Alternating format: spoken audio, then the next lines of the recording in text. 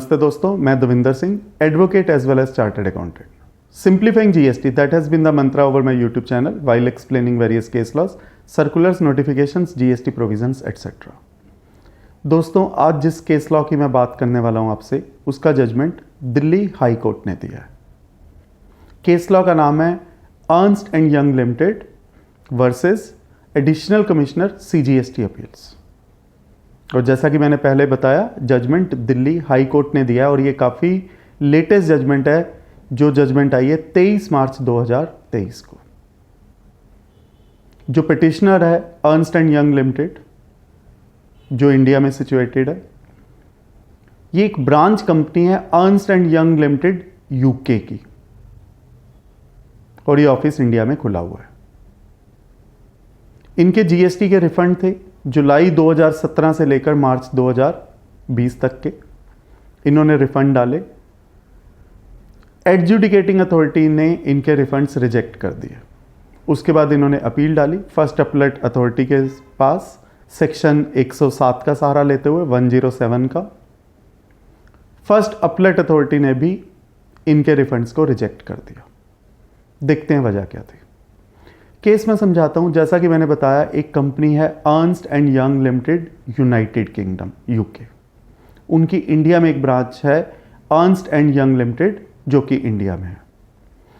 Ernst and young limited UK का contract हुआ E&Y की बाकी ओवरसीज फर्म्स के साथ, USA, ऑस्ट्रेलिया, कनाडा एटसेट्रा, जिसके लिए उन्हें प्रोफेशनल सर्विस प्रोवाइड करवानी थी. और E&Y लिमिटेड यूके वालों ने कहा कि वो सर्विस जो है वो प्रोवाइड करवाई जाएगी E&Y लिमिटेड इंडिया के द्वारा. E&Y लिमिटेड ने सर्विस प्रोवाइड करवा दी, जो उनको कहा गया कर दी. और उसके बाद E&Y लिमिटेड ने, क्योंकि उनका काफ़ी इनपुट सर्विस का ITC इकट्ठा हो गया था, उन्होंने कहा ये हमारा एक्सपोर्ट ऑफ सर्विस है, और उन्होंने रिफंड डाल दिया. फर्स्ट अपीलेट अथॉरिटी के पास तो केस बाद में गया, पहले केस आया एडजुडिकेटिंग अथॉरिटी के पास, और उन्होंने कहा कि क्या आपका ये एक्सपोर्ट ऑफ सर्विस है. तो उन्होंने उनको क्वेश्चन भेजे और 4 क्वेश्चन डाले. पहला क्वेश्चन भेजा कि क्या आपकी जो रिफंड की एप्लीकेशन है वो टाइम में फाइल हुई. यस, एप्लीकेशन टाइम में फाइल हुई थी. क्या GSTR 3B और GSTR 1 के टेबल नंबर 6 कैपिटल A के अंदर इसको दिखाया गया. यस, दिखाया गया. क्या फॉरेन कन्वर्टिबल एक्सचेंज में पेमेंट आई. तो जो इंडिया वाली जो E&Y लिमिटेड जो कंपनी थी, इसको USA वाली E&Y लिमिटेड ने डायरेक्टली पेमेंट करी है, जो कि फॉरेन कन्वर्टिबल एक्सचेंज में आई. That is also okay. और क्या जितने डॉक्यूमेंट्स जरूरी हैं सर्कुलर 125 में रिफंड की एप्लीकेशन डालने के लिए, क्या वो सारे डॉक्यूमेंट्स जमा किए गए. तो इसका आंसर भी यस था. यस, सारे डॉक्यूमेंट जमा हुए. तो कमी कहां पर रह गई. कमी रह गई, क्या ये एक्सपोर्ट ऑफ सर्विस है. क्योंकि जीरो रेटेड सप्लाई तभी मानी जाती है अगर वो एक्सपोर्ट ऑफ सर्विस हो, या गुड्स एक्सपोर्ट हो रहे हो, या SEZ को जाए. बट मैं अभी अपनी डिस्कशन को एक्सपोर्ट ऑफ सर्विस तक रिस्ट्रिक्ट करता हूं. तो export of service section 2 subsection 6 में एक्सपोर्ट ऑफ सर्विस डिफाइन है, जिसके बीच में ये लिखा हुआ है कि जो सप्लायर ऑफ सर्विस है वो इंडिया में होना चाहिए.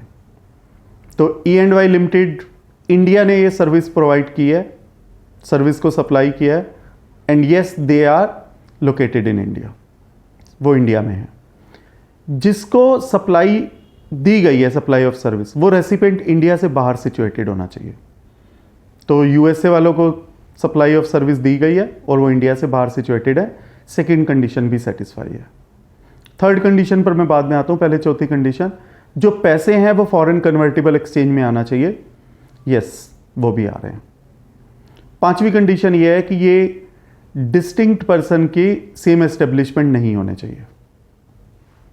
तो अगर हम सर्कुलर 159 को देखें कि जब दोनों का पैन नंबर अलग है और दोनों अलग अलग as a body corporate constituted हैं, तो उनको डिस्टिंक्ट पर्सन की सेम एस्टेब्लिशमेंट नहीं माना जाएगा. तो पांचवी कंडीशन भी सेटिस्फाई है. सप्लायर इंडिया में है, रेसिपिएंट इंडिया से बाहर है, पैसे फॉरेन कन्वर्टिबल एक्सचेंज में आए हैं, और ये डिस्टिंक्ट पर्सन की सेम एस्टेब्लिशमेंट नहीं है. पांचवी कंडीशन ये है कि जो प्लेस ऑफ सप्लाई है वो इंडिया के बाहर होना चाहिए। इस केस में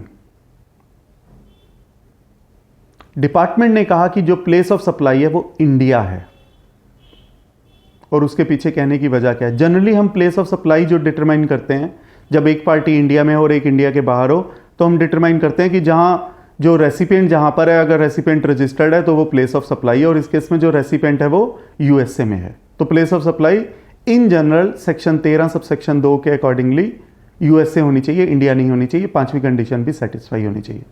पर साथ के साथ सेक्शन 13 सबसेक्शन 2 की से प्लेस ऑफ सप्लाई बाद में डिटरमाइन किया जाता है अगर वो सेक्शन 13(3) ऑनवर्ड में किसी पर्टिकुलर सेक्शन में सबसेक्शन में फॉल नहीं करता।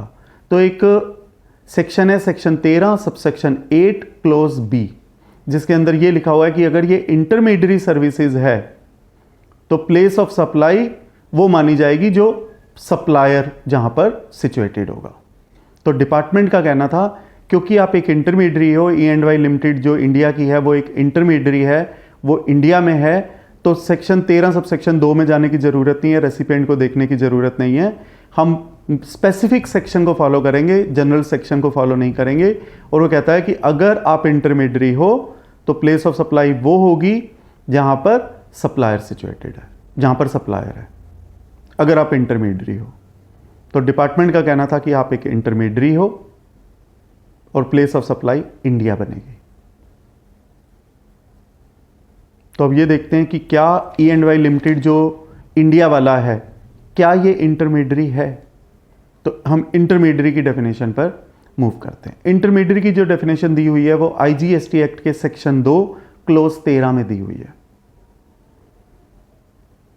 और वो कहा है कि इंटरमीडियरी एक पर्सन है, एक एजेंट है जो फैसिलिटेट करता है या अरेंज करता है, फैसिलिटेट करता है या अरेंज करता है सप्लाई ऑफ गुड्स और सर्विसेज, और वो अपने अकाउंट पर नहीं करता, not on his account, someone else के अकाउंट पर वो इस सप्लाई ऑफ गुड्स और सर्विसेज को अरेंज या फैसिलिटेट करता है। तो डिपार्टमेंट का कहना था क्योंकि आप सर्विसेज को अपने अकाउंट पर नहीं दे रहे, आप सर्विसेज इसलिए दे रहे हो क्योंकि जो करार हुआ है वो हुआ है E&Y लिमिटेड यूके और E&Y लिमिटेड यूएसए में। तो आप अपने बिहाफ पर ये नहीं दे रहे हो, इसलिए आप इंटरमीडियरी हो। इंटरमीडियरी हो तो place of supply section 13 subsection 8 close B के अकॉर्डिंगली इंडिया बनेगा, और अगर इंडिया बनेगा तो ये एक्सपोर्ट ऑफ सर्विस नहीं रहेगा। एक्सपोर्ट ऑफ सर्विस नहीं रहेगा तो आपको रिफंड नहीं मिलेगा।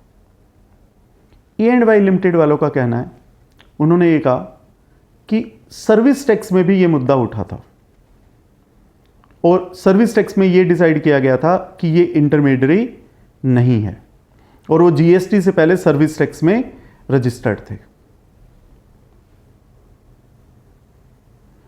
GST से पहले वो सर्विस टैक्स में रजिस्टर्ड थे, और वहां पर उनको इंटरमीडियरी नहीं माना गया था और उनको रिफंड वगैरह मिल गए थे। और E&Y लिमिटेड इंडिया वालों को कहना है कि वो अपने बिहाफ पर तो कोई सर्विस, अपने बिहाफ पर ही सर्विस दे रहे हैं, और पहली बात वो सर्विस को सप्लाई कर रहे हैं, जबकि इंटरमीडियरी की जो डेफिनेशन है वो ये है जो फैसिलिटेट करवाए या अरेंज करवाए। और फैसिलिटेशन या अरेंजमेंट है, इट मीन्स वो खुद नहीं दे रहा सर्विस, वो खुद सप्लाई नहीं कर रहा, वो कहीं से अरेंज करवा रहा है या फैसिलिटेट करवा रहा है। और यहां पर जो E&Y लिमिटेड है वो प्रिंसिपली खुद ही अपनी सर्विस को दे रहे हैं।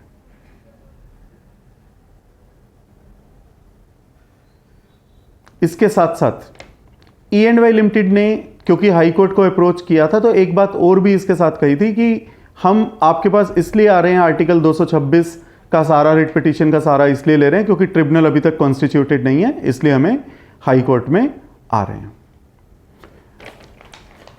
इसके अलावा जो एडजुडिकेटिंग अथॉरिटी ने जो ऑर्डर पास किया वो सिंपली ये लिखा कि जो पिटिशनर है जो E&Y लिमिटेड इंडिया वाला है वो इंटरमीडियरी है E&Y लिमिटेड यूके का, और उसके ओवरसीज क्लाइंट मतलब यूएसए, ऑस्ट्रेलिया, कनाडा वालों का, इसलिए ये इंटरमीडियरी है। और जो पार्टी प्रोवाइड करती है सर्विसेज वो on behalf of E&Y limited UK के बिहाफ पर करती है।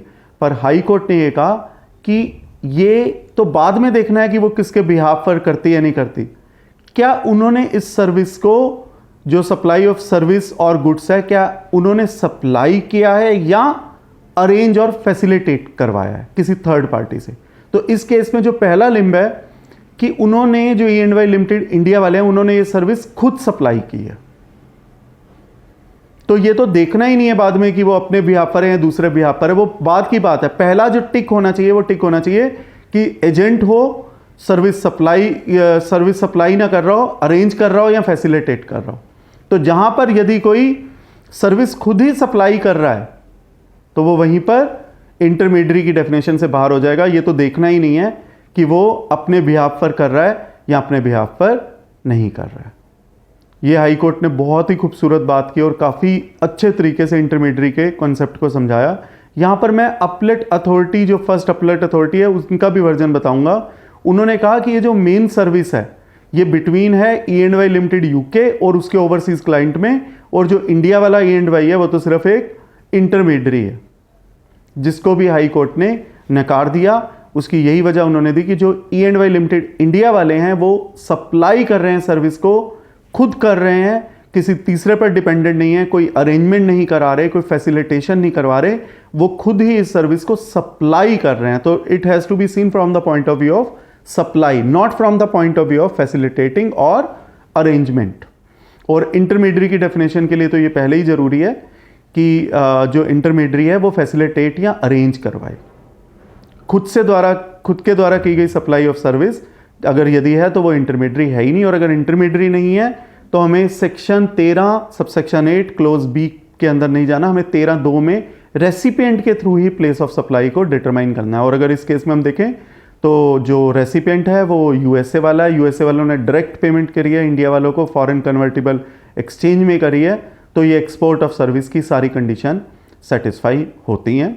और इस पार्टी को जो इनका जो रिफंड है जो रिजेक्ट हो गया है पहले एडजुडिकेटिंग अथॉरिटी के द्वारा, बाद में अब फर्स्ट अपलेट अथॉरिटी के द्वारा, इन्हें इनका रिफंड मिलना चाहिए। इनकी रिट पिटीशन को अलाउ किया गया।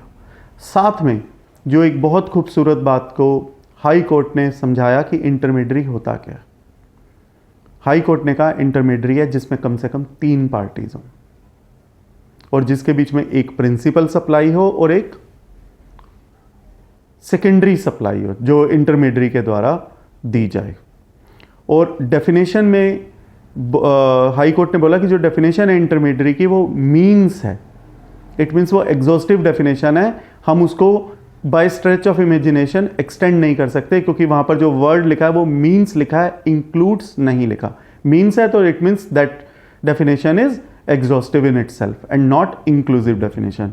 और लास्ट बात जो हाई कोर्ट ने कही इंटरमीडियरी के कॉन्सेप्ट को समझाने के लिए, वो ये कहा कि ये जो ऑन बिहाफ वाली बात है कि अपने बिहाफ पर नहीं दे रहे हो, वहां पर जो वर्ड यूज हुआ है वो वर्ड यूज हुआ है सच सप्लाई।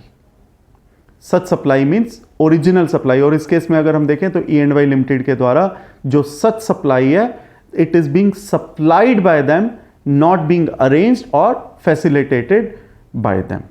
तो हाई कोर्ट ने ये कहा कि ये इंटरमीडियरी की सर्विस नहीं है। और 2 बातें मैं और जोड़ना चाहूँगा इसके अंदर जो कि काफ़ी स्ट्रेंज हैं। वो ये है कि जुलाई 2017 से लेकर मार्च 2020 तक तो डिपार्टमेंट ने रिफंड नहीं दिया, उसके बाद के रिफंड दिए हुए हैं। तो ऐसा दोहरा मापदंड डिपार्टमेंट का क्यों है, खैर ये मेरी समझ से बाहर है।